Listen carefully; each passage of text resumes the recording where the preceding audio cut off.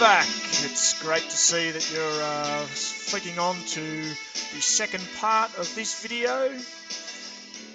In the first part, you recall, we looked at continuous training, interval training, fartlek training, circuit training, and resistance training. In this video, we'll be looking at flexibility, plyometric, speed, agility, and core strength. Let's start off by having a look at flexibility training. Flexibility training increases one's range of movement. As a general rule, dynamic stretching is used as part of a warm-up, whereas static stretching and proprioceptive neuromuscular facilitation, or PNF, is used for increasing the range of movement at a joint. There are three forms of stretching. The first is static stretching, which is slow and constant, where the end position is held for up to 30 seconds or more. Dynamic stretching uses speed of movement, momentum, and active muscular effort to bring about a stretch.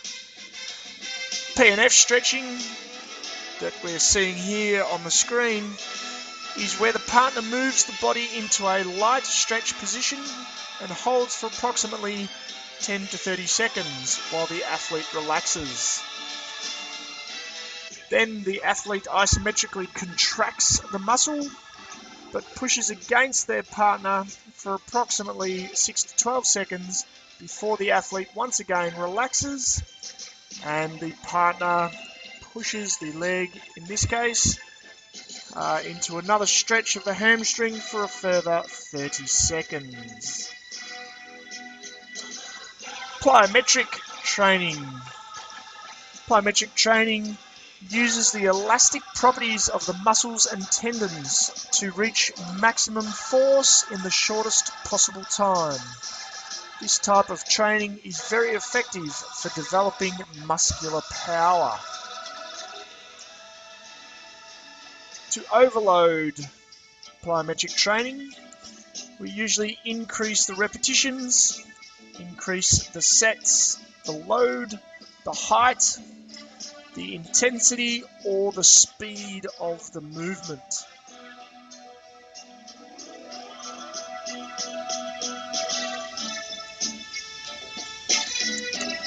The next one is speed training. Speed training is the ability to move quickly from one point to another. Athletes require different types of speed. Most team sports, for example, require greater agility than all-out speed, while others require athletes to hold their speed for longer durations and/or produce repeated bouts of speed with minimal rest between. This type of speed is known as speed endurance. Plyometric training and resistance training both improve muscular power, which is integral to improving speed. Practicing moving and accelerating faster helps to condition the neuromuscular system to improve the firing patterns of fast-twitch muscle fibers. There are two types of speed training. Assisted speed training, which is also called overspeed training, where one moves quicker than normal, improving the athlete's stride length. The other is resisted speed training that we are seeing here on the screen, and it helps to improve speed strength and stride length. Overload is usually applied to speed training by increasing the repetitions, increasing the sets, increasing the intensity, increasing distance, or decreasing recovery time, or adding resistance.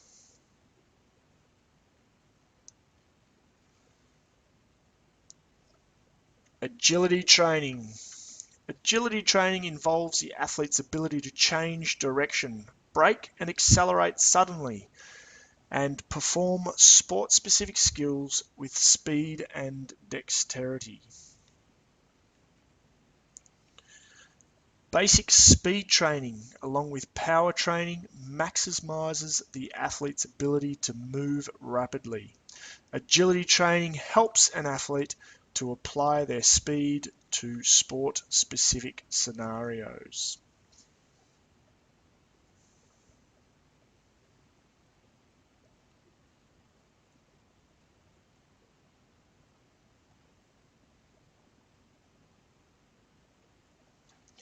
Core strength training aims to strengthen all the muscle groups that stabilize the spine and pelvis. It is these muscles that are critical for the transfer of energy from the lower and upper body extremities and vice versa. Well, that concludes all of the training methods that we are going to look at. So I think it is time for me to get out and go for a run.